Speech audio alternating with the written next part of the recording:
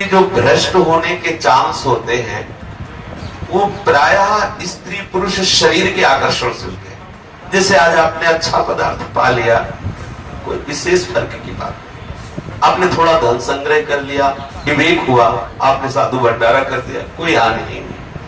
आपकी बड़ी यश कीर्ति हो रही, थोड़ा सुलझ गए, समझ गए कि भगवत संबंध से यश कीर्ति हो रही, वो आपको फंसा नहीं पाए। एक विशेष फंसने का, भ्रष्ट होने का चांस होता है स्त्री पुरुष का आकर्षण। सत्य मानिए, भ्रमण करते हुए हमको ऐसे ऐसे उदाहरण मिले हैं, देखने को मिले हैं, संग से मिले हैं और नगद भी मिल रहे हैं। तो अब भी मिल रहे हैं, क्योंकि आपसे कोई अपनी बात बताता नहीं है और अपने को जब एकांत में मिलते हैं तो अपनी बात बताते हैं, तो उसका भी अनुभव होता है। स्त्री संग की चाह भले ना हो, लेकिन स्त्री प्रियता बनी रहती है। ध्यान रखना, स्त्री साधक के हृदय में पुरुष संग भले ना हो पावे, लेकिन पुरुष की प्रियता बनी रहती है, पुरुष शरीर की प्रियता बनी रहती है। ये देखा, मतलब सूक्ष्मता की बात, ठीक बात समझ लीजिए। यदि आप विषयी पुरुषों का दर्शन करेंगे तो विषय संयोग की लालसा होगी। संगम त्यजेत मिथुन प्रतिनाम मोक्षो सर्वात्मनान विसृजेत बहिरिंद्रियाणि। ये सौभरी जी का अनुभव है, उन्होंने इस श्लोक कहा है। जहां माताएं बहनें हो, हम उस साधक को बहुत हे समझते हैं जो साधना में इस बात की छूट करता है, स्त्रियों से बात करता है, स्त्रियों की तरफ देखता है। किसी की ताकत है तुम्हें आदि तरफ अंगुली कोई उठा सके? जैसे किसी साधक ने आज अब बताया कि हमको किसी ने ऐसा कहा, अगर तुम गलत नहीं होगे तो तुम्हारी तरफ अंगुली उठाने के किसी के सामर्थ्य नहीं है, निश्चित समझो। हाँ, ये जरूर हो सकता है तुम 10% गलत हो तो 90% और जोड़ के 100% कह देगा।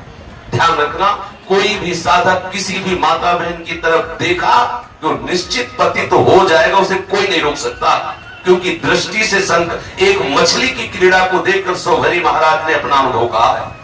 ये बिल्कुल साधक को सावधान रहने की जरूरत है, भ्रष्ट होने का चांस ही न दिया जाए। आंतरिक जब मन विषय का चिंतन करे, उसी समय सावधान होकर पुकारो, उसी समय सत्संग करो, उसी समय भागो और किसी ऐसे संत के समीप जाओ जो तुम्हें बल प्रदान कर सके। तत्काल आप मन पर शासन कीजिए, और अगर ऐसा कोई संयोग ना मिले तो फिर प्रगट में वहां मत रुकिए जहां ऐसे विषय सामग्री का बाहुल्य हो, संयोग हो, जहां माताएं बहनें रहती हो, जिनका देखना सहज में हो रहा हो, जहां ऐसे आश्रम में तो रहना ही नहीं चाहिए साधक को जहां माताएं बहनें सहन करती है और वही तुम्हारा बगल में कमरा। कभी नहीं होना चाहिए। भीख मांगे, खाए, फुटपाथ में भरे पड़े, अपने जीवन को नष्ट न करें। बहुत कम समय है, हमने देखा है 70-70, 90-90 वर्ष की अवस्था में भी स्त्री प्रियता, पुरुष प्रियता बनी रहती है।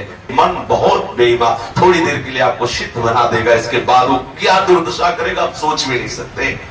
जो परमार्थ से आगे बढ़ना चाहता है, परमार्थ में आगे बढ़ना चाहता है, उसको ठीक शास्त्र और सदगुरु के अनुसार चलना चाहिए। दृष्टि को बचा के होश में, बहुत कीमती जन्म है, किस लिए? बहुत सावधानी। भ्रष्ट होने का निमंत्रण हम देते हैं, स्वयं देते हैं। अंदर से भोगों का संकल्प और बाहर से भोगी पुरुषों का सानिध्य। जरा महापुरुषों के वचनों पर ध्यान। संगम त्यजेत मिथुन प्रतिनाम मोक्षो। जो मोक्ष प्राप्त करना चाहता है उस मुमुक्षु को विषयी पुरुषों का कदापि संग, भूखे मर जाएंगे लेकिन विषयी पुरुषों का संग नहीं करेंगे।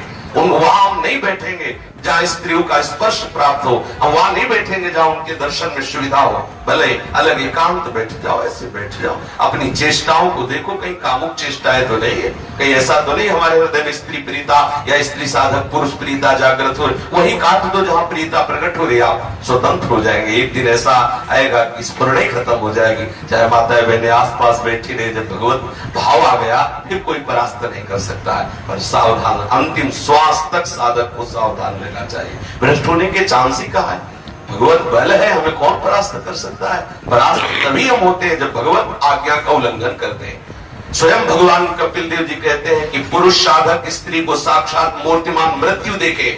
ऐसा शास्त्र उठा के देखिए, स्त्री साधक पुरुष को मूर्तिमान मृत्यु देखे कि अगर इसका संग हुआ तो हमारा भाव नष्ट हो जाएगा। ये क्यों? भगवान ने जब रचना की तो उसका सूत्र भी बता दिया कि आप ऐसे बचिए, आप इस मार्ग से चलिए। अब होना तो कुछ है नहीं, आप भौरे की तरह इधर उधर मंडराएंगे और दृष्टि डालेंगे तो भ्रष्ट नहीं होगे, होगी क्या? क्यों बात करो, क्या बात करनी है? क्यों देखो उधर, क्या देखना है? श्री जी को देखना है या ये सब देखना है, प्रपंच देखना है? भगवत मार्ग में काहे को है? जब आए तो फिर सीधे चलो। देखो दिन तो वैसे ही कट रहे हैं, चाहे भोगों में काट लो चाहे प्रिया प्रीतम में काट लो, अंदर का कनेक्शन काट लो, चिदानंद रस में डूब जाओगे, बहुत बढ़िया समय है। आगे समय नहीं मिलेगा, भजन करने का नहीं मिलेगा, पक्का समझ लो। बार बार इसलिए करें, साफ अन्न दूषित होता चला जा रहा है, संग दूषित होता चला जा रहा है, वातावरण दूषित होता चला जा रहा है। हम कैसे अपनी इंद्रियों को संयम में कर पाएंगे? जहां जितेंद्रियता, जहां सदाचार, पवित्र भोजन और इन सब के द्वारा भगवत भाव की प्राप्ति होती है, वो सब लक्षण हमें नहीं आ पा रहे। इसलिए सावधान रहे, कभी ऐसा संग भ्रष्ट होने के चांस ही नहीं है। चांस तभी होते हैं हम खुद बनाते हैं, हम खुद वो संयोग बनाते हैं जिससे हमारा पतन हो, हमारा नाश हो, और हम समझते हैं कि हमें मौज मस्ती करते रहे और प्रियालाल हमें गलबैया देखो, नरक मिलेगा, नरक पक्का समझ लो। त्रिविधम नरकस्येदम द्वारम नाशनमात्मनः कामा क्रोधा तथा लोभा तस्मात् त्रयं त्यजेत स्वयं। श्री भगवान कह रहे ये तीन नरक के द्वार है, काम, क्रोध और लोभ। अगर आप नरक नहीं जाना चाहते तो काम भाव में मत आइए, क्रोध मत कीजिए, किसी से लोभ मत कीजिए, आप नरक नहीं जाएंगे। स्वयं भगवान कह रहे ये तीन नरक के द्वार है, काम, क्रोध और लोभ। हम अपने मन को क्यों ऐसे चांस देते हैं जहां से हमारे मन में कामुकता जागृत हो? हम क्यों किसी की तरफ देखें, क्यों किसी से बात करें? हम वहां खड़े ही क्यों हो जहां हमारा मन हमें परेशान करे? हम अपने मार्ग पे चले तो हमारे भ्रष्ट होने की कोई भ्रष्ट वही साधक होता है जो शास्त्र और गुरु की आज्ञा का उल्लंघन करता है। नहीं, दृढ़ निश्चय से कह रहे हैं कभी किसी भी तरह से आपका कोई नाश नहीं कर सकता यदि शास्त्र की आज्ञा के अनुसार चले, कभी नहीं हो सकता। आप नजर झुका के रखिए, कभी कोई बात करने का संयोग, हम तो कहते हैं साधक को बात करने का संयोग आएगा ही क्यों आएगा? हमारा केवल उद्देश्य है उदर पोषण, तो गए राधे श्याम बोला, आंख नीची करके मधुकरी ले ली, रास्ता देखने के लिए नेत्र नीचे आए, ठाकुर दर्शन किए, नीचे नेत्र किए, किसी की तरफ देखने नहीं तो रास्ता ही नहीं बचा। हम श्रवणेन्द्रिय को, नेत्रेंद्रिय को अपने शासन में रखें, कोई कामों को बात न सुने, कामों के दृश्य न देखे, तो अंदर छोटी मोटी स्फुरणाएं हुई भगवत भजन से शांत हो जाती। हम सबके हृदय में उत्पन्न होती, ऐसा नहीं। जब तक भगवदाकार वृत्ति नहीं हो जाती तब तक ये विकार रहता ही है। पूर्व संस्कार जन्म जन्मांतरों के हैं, उनको हटाते रहना चाहिए। और एक दिन ऐसा आता है हृदय एकदम शांत निर्मल, जब घर में खाने को मिलता है तो बाहर झूठी झूठी पत्तले चाटने की इच्छा नहीं होती।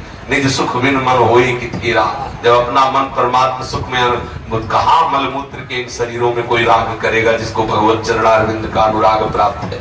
खूब प्रवचन सुनो, आज्ञा का पालन न करो, चिंतन मनन न करो तो भ्रष्ट रखे हो। मिलो चाहे किसी से ना मिलो, समझ लो, मिलो चाहे ना मिलो, बाहर से ना मिलोगे तो अंदर से वो सब काम कर देगा जो उसको करना है। मन बहुत बलवान है, जरूरी थोड़ी कि तुम परस्पर विपरीत शरीर से मिलो, स्त्री या पुरुष मिलने की कोई जरूरत है, बिना मिले आपको भ्रष्ट कर देगा। बहुत बलवान मन है, हमें मन से ही ठीक कर लेना, अंदर ही अंदर सुधार कर लेना। साधना किस गुरु किस लिए बनाया जाता है, इस मार्ग में क्यों चला जाता है? हमें वो युक्ति चाहिए जिस युक्ति से हम मन को संभाल के अगर आप थोड़ी देर के लिए, जैसे हम किसी माता बहन की तरफ देख रहे हैं, मन कह रहा हम भगवत भाव से देख रहे हैं, लेकिन शास्त्र निषेध करता है एक बार अचानक दृष्टि चली जाए भगवत भाव कर लेना है वहां, लेकिन भगवत भाव से इनको देखना भी नहीं है। शास्त्र निषेध करता है स्त्री दर्शन, स्त्री संभाषण, एकांत में स्त्री के साथ हंसी मजाक, शास्त्र निषेध है भगवत स्वरूप, लेकिन हमें नहीं देखना। अचानक दृष्टि चली जाए तो हम इन पर भगवत भाव कर लेते हैं और इनको दोबारा नहीं देखते, क्योंकि शास्त्र की आज्ञा है। ऐसे स्त्री साधक को पुरुष के लिए भाव रखना चाहिए। तो भ्रष्ट होने के चांस तभी होते हैं जब हम कहीं ना कहीं शास्त्र और गुरु की आज्ञा का उल्लंघन करते हैं। नहीं तो निश्चित समझो, अब अहंकार वाली बात होगी, जीवन में कभी भर नेत्र से किसी माँ बहन की तरफ देखने का अवसर ही ठाकुर जी ने नहीं दिया। ऐसी रहनी वैसा रहा, और ऐसे हृदय में इतनी जलन रही है कि क्या देखे, किसकी तरफ देखे, हृदय की जलन ही नहीं बुझा पाए, तुम दूसरे की तरफ क्या देखे। ऐसी और 7-8 दिन रोटी नहीं मिली तो किसी की तरफ देखने का चांस क्या रहेगा। ये जो आज आप सुख सुविधाएं सब देख रहे हैं, ठाकुर जी की लीला है। शरीर रोगी है तो इसलिए थोड़ा ऐसा भी है, नहीं तो इतना वैराग्य से जीवन, किसी जब पेट ही जल रहा है भूख के मारे, ठीक करने नहीं को 3 दिन तो यही नहीं पाया इसी कुटिया में।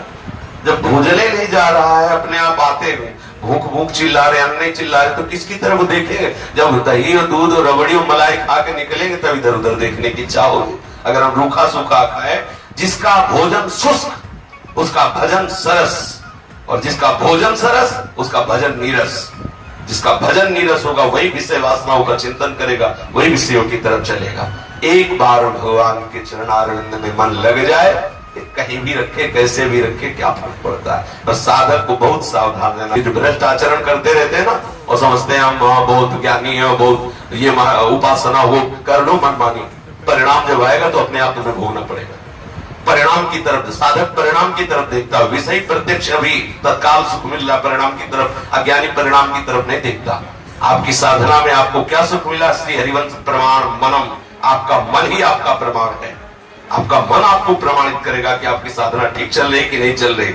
आज सुबह सुन रहे थे कि साधक को आप निरीक्षण करते रहना चाहिए। यदि शीतलता, शांति, क्षमता, भगवत चिंतन ये बढ़ रहे हैं तो आपकी साधना ठीक चल रही है। अगर विकार बढ़ रहा है तो आपके साधन में त्रुटि, आप उसको खोज लीजिए। सत्संग किस बात का होता है? सत्संग दर्पण है, आपको दिखाता है कि आपका चेहरा कहाँ दागी हो रहा है, अंतःकरण आपका कहाँ गलत हो रहा है, आप कौन से आचरण में गलत हो रहे हैं। अगर आप ठीक से चलेंगे तो भ्रष्ट होने के चांस है ही नहीं। बिल्कुल निश्चित समझ लीजिए, सब रूपों में श्री भगवान है। आप ठीक से चलोगे तो कृपा करके आपको बाधा पहुंचाएंगे ही नहीं, और आप अहंकार कर देंगे तो इन्हीं में से कोई एक ऐसा तैयार हो जाएगा, तुम्हें नाक रगड़नी पड़ेगी, तुम्हें घुटने टेक देने पड़ेंगे, तुम्हारा नाश हो जाएगा। ये भगवान ही सब रूपों में है, काम रूप में, क्रोध रूप में, लोभ रूप में, मोह रूप में, मद रूप में, वही है, दूसरा कोई नहीं। भ्रष्ट कैसे हो सकते हैं? क्योंकि वही सब रूपों में। आप जहां आप अहंकार करेंगे, जहां आप विपरीत आचरण करेंगे शास्त्र के विरुद्ध, वही कोई न कोई रूप लेके आपको रौंद देंगे, परास्त कर देंगे।